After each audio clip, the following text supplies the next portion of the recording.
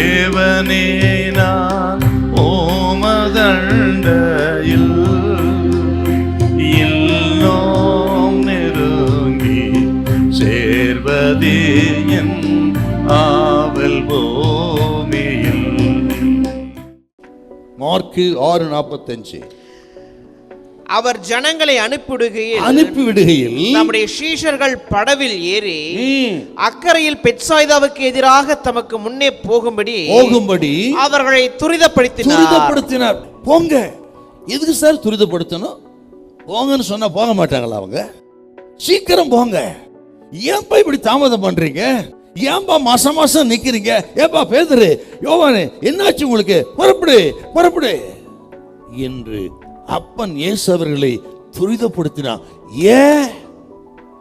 யோவான் சுவிசேஷம் 6ஆம் அதிகாரம் 15 ஒரு சோதனை இருக்குது. வாசிங்க 6:15. ஆதலால் அவர்கள் வந்து தம்மை ராஜாவாக்கும்படி பிடித்து கொண்டு போக மனதா இருக்கிறார்கள் என்று இயேசு அறிந்து மறுபடியும் விலகி தனியே மலையின் மேல் ஏறினார்.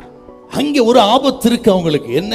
இந்த அற்புதத்தை பார்த்தாங்க. 5000 பேருக்கு போஷித்த அற்புதத்தை அந்த ஜனங்கள் பார்த்த உடனே, ஆஹா, இவர்தான் நமக்கு ரோம சாம்ராஜ்யத்தை வீழ்த்தி நம்ம ராஜ்யத்தை கட்டக்கூடிய ராஜா இவர்தான் என்று இவரை ராஜாவாக்கும்படியாக தீவிரப்பட்டார்கள் ஜனங்கள். ஆனால் இயேசு இந்த முறை வந்தது ராஜாவாக வரவில்லை, இரட்சகராக வந்திருக்கிறார். சிலுவைக்கு போகணும், மரித்து உலகத்துக்கு ரட்சிப்பை கொடுக்கிற இரட்சகராக வந்திருக்கிறார். ஆனால் இந்த ஜனங்கள் ராஜாவாக்கும்படி தீவிரப்பட்டார்கள். ஜனங்களின் யோசனை, ஜனங்களின் ஆர்வம் ஆவிக்குரியதாக இல்லை. ஜனங்களின் ஆர்வம் உலகப்பிரமானது. ஆகவே இந்த சோதனையில அவர் விலக போறாரு.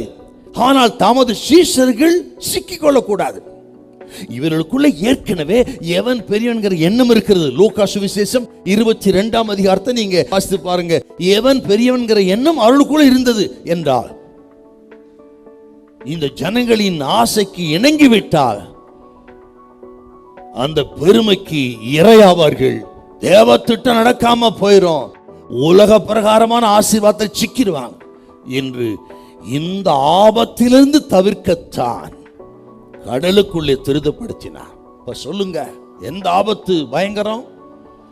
சோதனையில் இருக்கிற ஆபத்து அல்ல, கடற்கரையில சுகமா இருக்கும் போது ஒரு ஆபத்து தான் பயங்கரமானது.